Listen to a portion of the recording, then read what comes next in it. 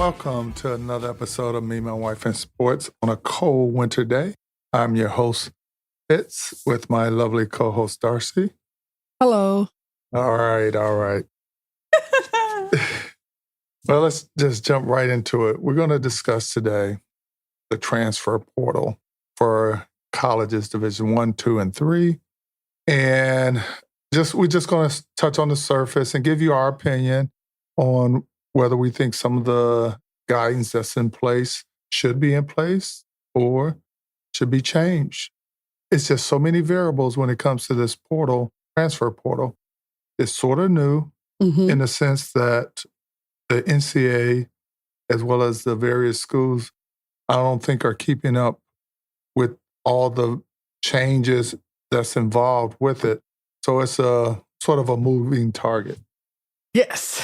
All right. Darci, why don't you get the ball rolling by just giving us a brief overview on what the transfer portal is? Okay, so the NCAA Transfer Portal, that's a mouthful. It's an online database that allows student athletes of all sports to officially declare their intent to transfer. And that would be to transfer to another school.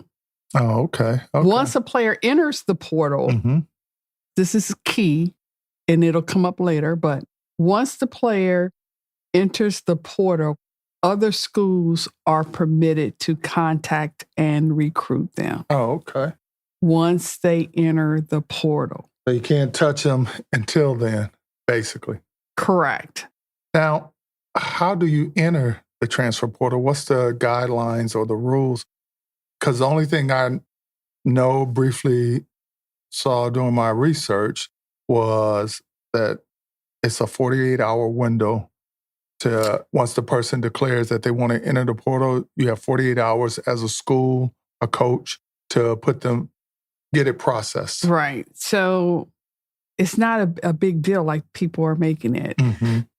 A player formally enters the portal by notifying their school's compliance officer.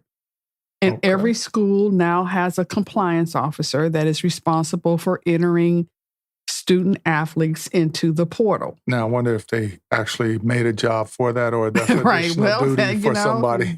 Right. But once a player formally enters the portal, once they notify their student compliance, that's how they do it. They have to notify their school's compliance officer. Right. They have a short window to place the athlete's name into the system. 48 hours. So, from there, recruiting begins. Again, not until the player has entered the portal officially. Then other coaches can start talking to them. Right. Which I still don't see how that works because if I'm a student athlete and I want to leave and I know where I want to go, how am I taking my chances that this particular school going to snatch me out the portal? Because I'm assuming that the schools go looking in the portal and see who's all available. Right. But perfect example, the one guy from North Carolina that you had mentioned. Right. What was his name? Cadeau. Yeah. Elliot Cadeau of North Carolina. You can't tell me. Well, he used to be in North Carolina. You can't tell me he wasn't talking to the school. Michigan, whether it's the coach, Come on, call out your coach. school. Call out your school. Well, I'm not a Wolverine fan when it comes to the basketball, just the football. Don't be like that. I'm a Duquesne alumni. Yeah. Come on. Okay. All right. Yes, that's true. All right. So that's how they do it. There are designated windows, transfer windows. When can you enter? Can you enter anytime? Yes, there are designated transfer windows. My understanding, it depends on the sport you're in, depending on which dictates the window that you're... Whatever. Again, we're just talking to athletes, not necessarily about any particular sport, because all of this applies to the whole portal, which has everybody in there. Right. So, yes, athletes can enter the portal during the designated transfer windows, typically following the season. Now, that's a bone of contention with football. Why is that? It would be with everybody. Yeah, it would be with all the sports. The fact that the portal usually opens immediately following a regular season. Right. So for those who are still in playoffs and all that. Those they're teams, sort of behind the power curve. So there must be some kind of pressure. I mean, or maybe they get exempt. It sounds simple, but I think it's not. And I think it sounds that way because some kids don't declare early. Right. And some athletes want, I said kids, I meant student athletes, but some of them want to wait until, that last possible moment to see if I'm in the playoffs. Is that going to make am I going to be removed from the playoffs? Because once you're in that portal. No, am I going to be worth more? Oh, that's what I'm saying. I'm saying that they're waiting to see, like, how far can I take this team? Yeah. Before I declare that I want to transfer. Because all they got to do is pick up the phone and call and say, I'm in. I'm sure maybe there's a form, maybe there's an email or something that you got to fill out. And it has to be put in the system. A star player, then you should probably be making that decision before playoffs. By the time the playoffs get here. I'm sure they do. It's just everything's behind the scene. We, the public, we're not seeing this because, they're doing all behind, I don't know why the scenes. That was just a little insight that I had into that came up with the sport of football. So what if you don't get picked up and you put yourself in the portal? Can you go back to your old school, Because it's my understanding, based on the research I did, that old school is not obligated. So I got a new one. I got a new one for you. Okay. When in doubt, talk it out. Because, last week it was, or a couple of episodes ago, it was when in doubt, let it play out. Right. In this situation, when in doubt, talk it out. Because, you need to confirm your school's policies. Talk it out. On scholarship retention before and in the portal. Exactly. Because if they say, okay, you can enter the portal and we'll give you 48 hours to change your mind or 24 hours, whatever their rule is, or what they say, oh, no, once you're in there, we're taking your scholarship and we're looking for somebody else. Exactly. Yeah. Direct advice that I saw, going through stuff about this was to be sure that all athletes know. Yeah. Talk to your coaches before you jump in that portal, and don't think that you're showing your hand. You're not giving up too much information. The coaches go, no, you come talking to them. But you know what? All those cliche things that would make people not want to tell somebody. This is not one of those things. Right. Somebody needs to know your business if your business is thinking about getting into the transfer portal. Because you don't want to make a decision that's going to cost your scholarship, your ability to go to school, maybe anywhere. Yeah, free. But the thing is, I think with these new age kids where this portal is really affecting, I think they had that understanding. They're not shy about bringing the subject up and talking with their coaches because they already think they're in the pro, especially if they got an NIL deal going. Because some of these kids are making more than some of the coaches. Exactly. So they know they can shop around. Yeah, you talk to your coach. Is your coach going to try to talk you out of it because he wants to keep you? Or is he or she going to like, hey, I wish you well. Thanks for the year with us, or whatever the case may be. Can lay out where our program is going and your role. And that's the best I can do for you if it works for you. Because now it's a dialogue between the school and that athlete. Before, it was a one-way street. The school approach you, say you go come to our school, you say yay or nay, and they'll give you a scholarship or they won't. Right. Now, the schools are approaching you and buttering up to you. And it's like, hey, what can we do to make this deal happen? Basically, Right, yeah. So, crazy. It is. This whole portal thing, and so there's a whole group of people out there that just believe they need to do away with the portal and let the students be free agents. Right. I tell you. Because this is what they're doing. Right. We got into it, maybe I'm ahead of ourselves, but this is the problem that NCAA has with the whole transfer portal. They're losing power. Which is good. It's about time the power was transferred. Right. And so, how we talk about the pros and the owners, the billionaires. Colleges are billionaires. Exactly. And the kids are none but modern day slaves. Exactly. For a college education that they wanted student athletes to and believe. I want my listeners to understand, when I say modern day slave, I don't mean just blacks. I mean student athlete, period. Whether you're black, white, green, yellow, whatever. You're working for that school and getting very little. Pay pennies on the dollar if you get that. Pennies on the dollar. So exactly. And they're making millions and they're making, but it's always been been that way. There's a book out there that you guys can look called The $40 Million Slave. And it's a book about how even back into history with jockeys, it started there and how they were paid much less than what they should have been paid. Or even go back to just or athletes, period. Their counterparts. Say basketball. Back then, say Charles Barkley probably made 20 or 30 million in his lifetime playing the sport because the contracts weren't as big as they are now. Right. And if I'm an owner and I'm paying you, say, 30 million, and your teammate 10 million, your other teammate 5 million, 50 million, so forth. So what does that tell you? Yeah, you a millionaire, but I'm a billionaire. Exactly. You know? So if me as an owner can pay you that, you are working for me and I control you.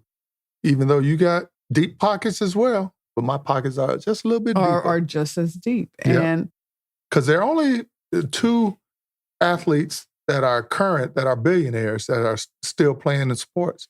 That's playing. Yes. Tiger Woods and LeBron James. Yeah. And Tiger ain't really playing. So I think he's just getting ready to. I saw something about he was thinking about retiring or something like that. But officially, that's a big question. Is the transfer portal just free agency? Right. And in some sense, it is. All right. You heard it here first. I don't know. I think in the near future, and when I say near future, I'm talking maybe 10 to 20 years, they're going to start having college drafts out of high school. You know how the pros do it out of college? I think high school, college is going to, okay, if you're Division I and you're the worst division school, had the worst record out of Division I, AA or AAA or whatever it is, because it's different stages of Division I.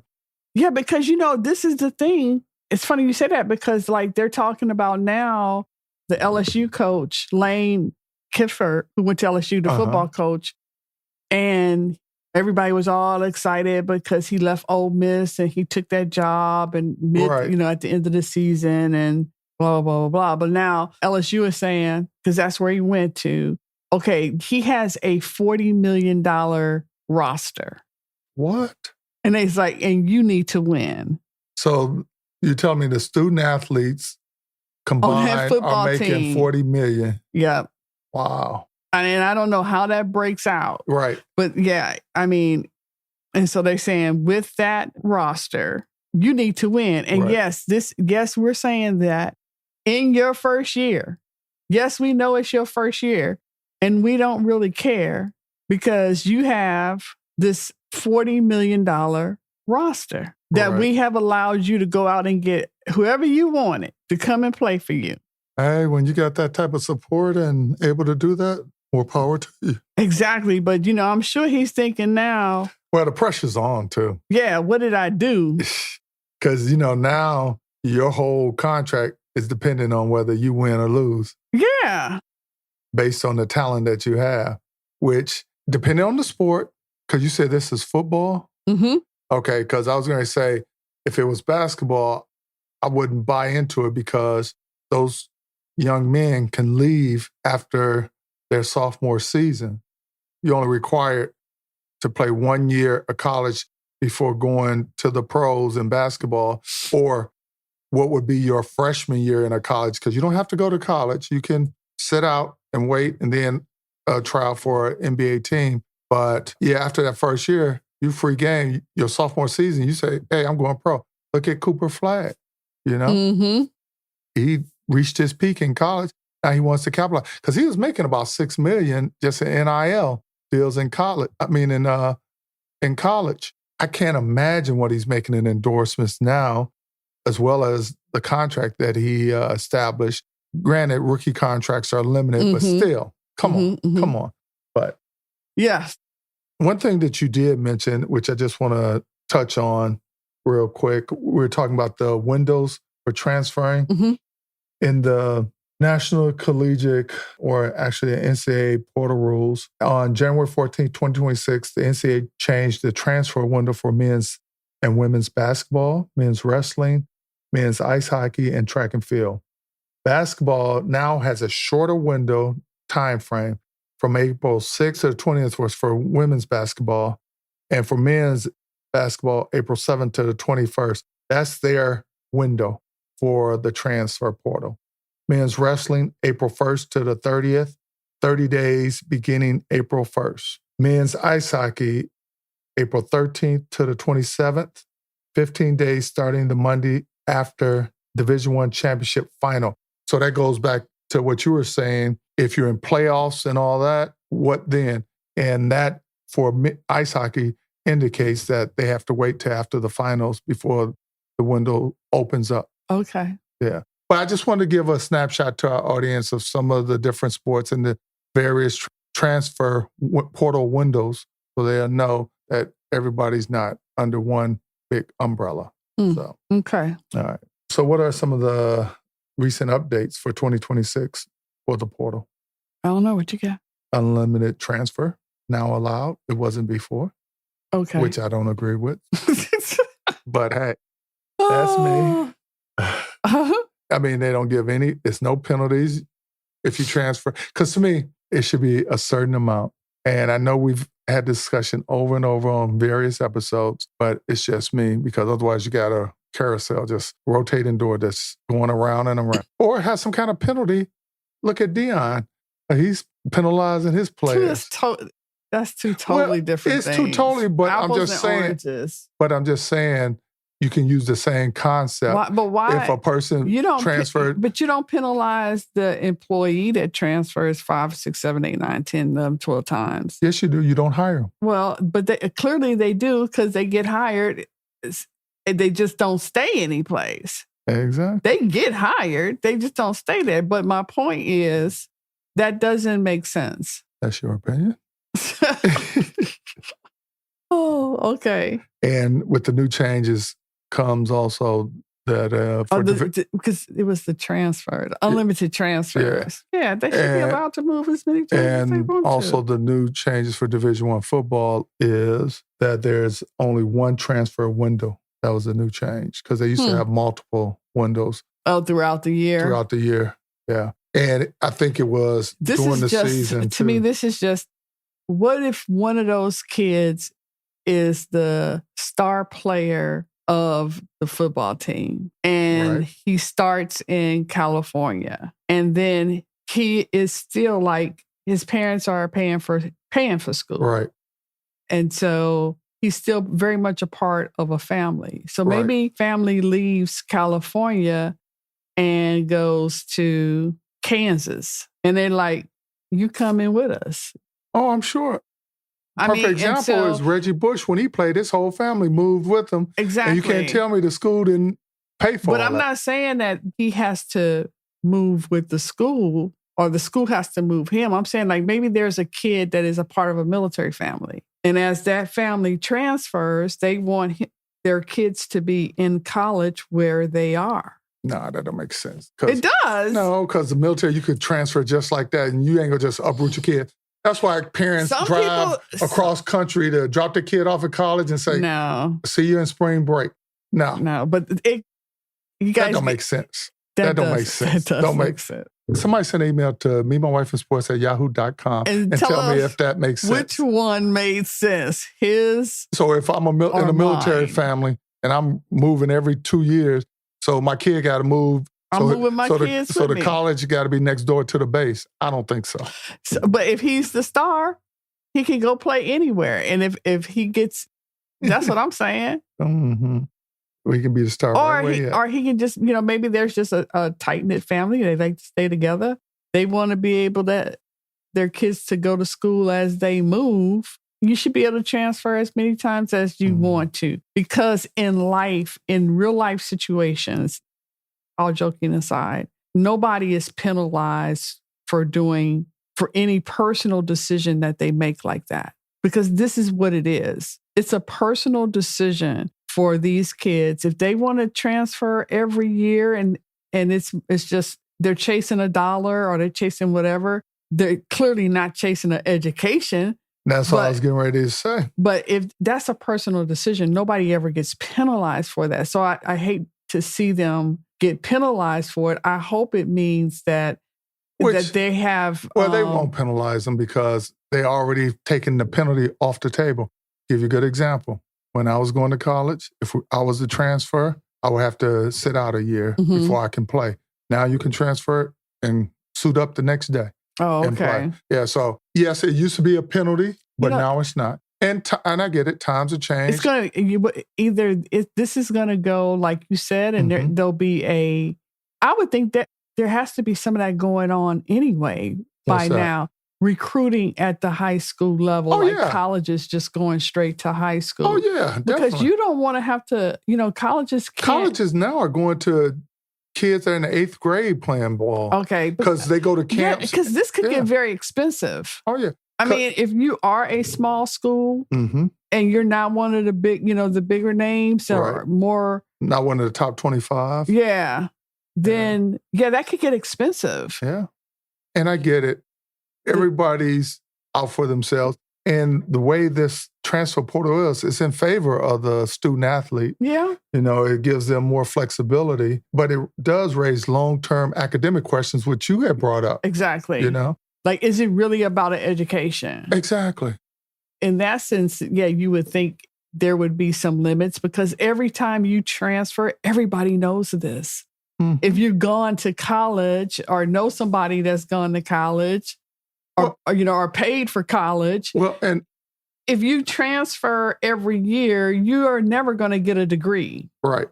Because nobody's going to take all those onesies and twosies from all those different schools. And also because of social media and everything, if you live in, say, a small hillbilly town with 4-way stop, colleges are going to know about you. Hell, they're recruiting kids from different parts of Africa and small villages in who knows where.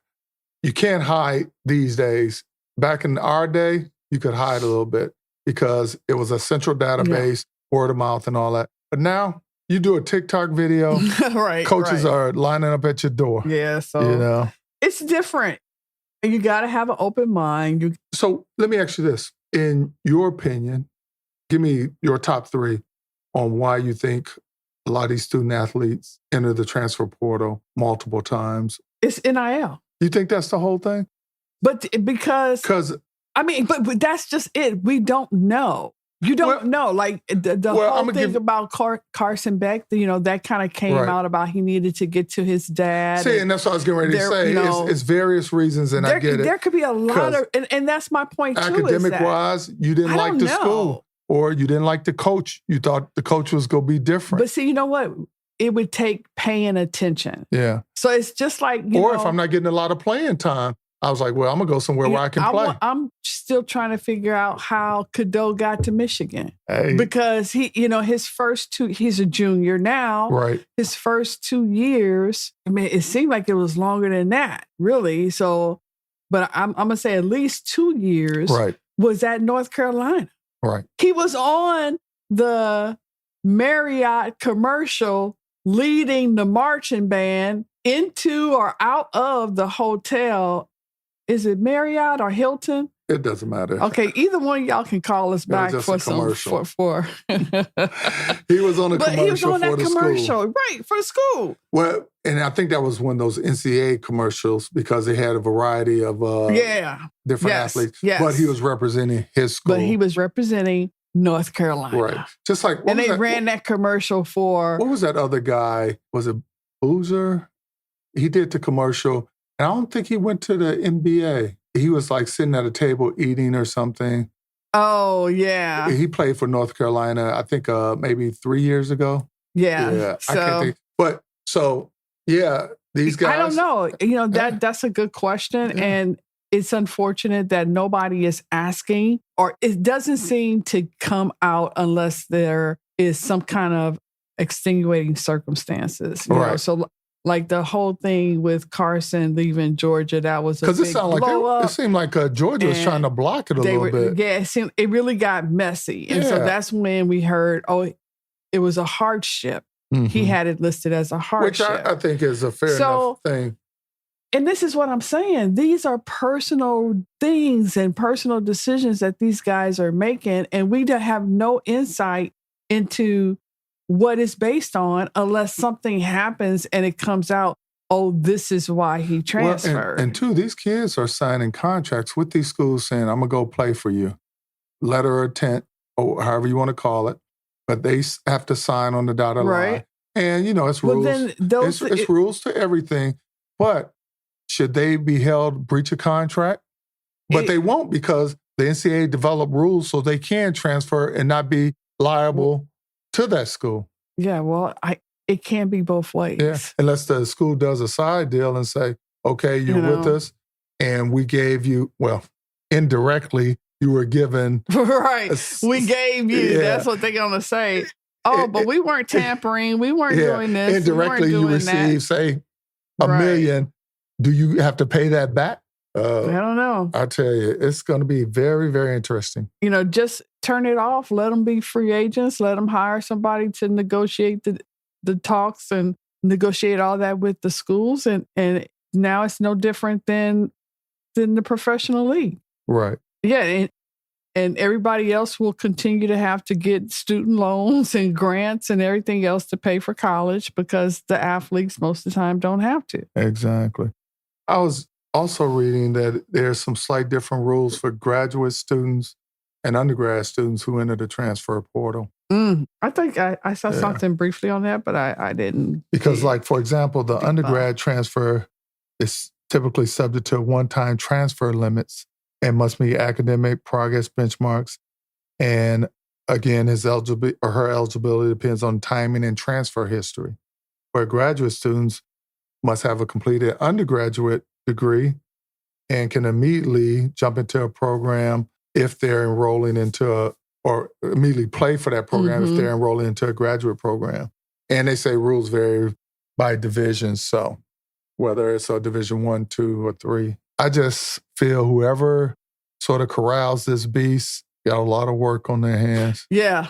Because I think every college is, or at least conference, is trying to do their own thing within the big rules. Like, for example, the rules are more of a guide and not specific. They're very general. So to me, that's leaving too much interpretation because it's like we're in the Wild Wild West because whoever has the biggest paycheck. Well, it's almost like each school's legal department, however they can interpret the NCAA rules, that's how they get implemented. Because unlike the NFL, which is 31 owners in Green Bay, the city of Green Bay, the NCAA still is not a body of responsible people. Right. It's like all the colleges and just whoever is biggest eats first. Right. And maybe eats it all. And one thing that I found very unique, because as you know, with sports, college sports, some folks are on scholarships, others do become walk-ons, like in football or basketball. And I didn't realize, but if you're a walk-on, you too can enter the portal as a walk-on. You don't have to be on a scholarship, but you just have to be part of that team. Okay. Yeah. Okay. Because when I was playing, we had 3 walk-ons. And the second year, the walk-ons were on the team. Our coach gave them a scholarship, a partial scholarship, which I thought was pretty cool. Yeah. Because it's expensive going to these schools because even through recessions, COVID, or whatever you want to call it, tuition is not going down. Right. It don't change. If anything, it's going up. Exactly. Yeah, because now they figure they got to factor all that in. Right. They just learned more. And they're losing money, especially when COVID, and they were playing sports without crowds. Yeah. That's money. Yeah, lost. that definitely got factored in. So yeah. I mean, there's so much more out there on the transfer portal. We encourage everybody to take the time, Google it, right? Look it up.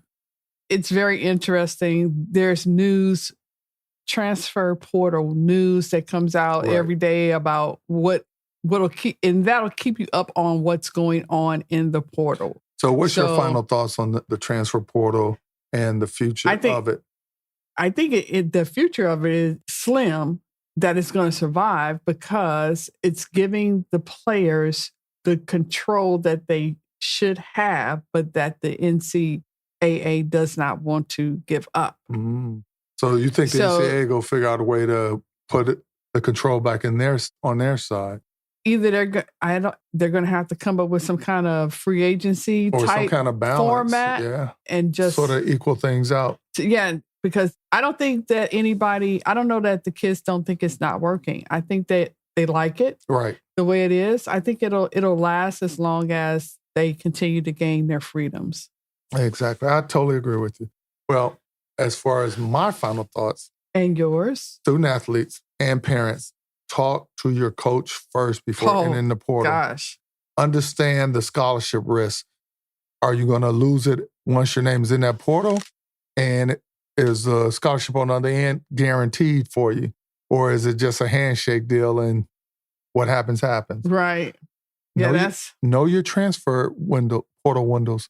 Don't be like knocking on the school's compliance office like, hey, nobody told me it was, I thought I had all day. Exactly. You know? And be prepared to advocate for yourself. Don't let somebody talk on your behalf. Like Darci mentioned Beck, he had a hardship. He was the person that advocated that and expressed that.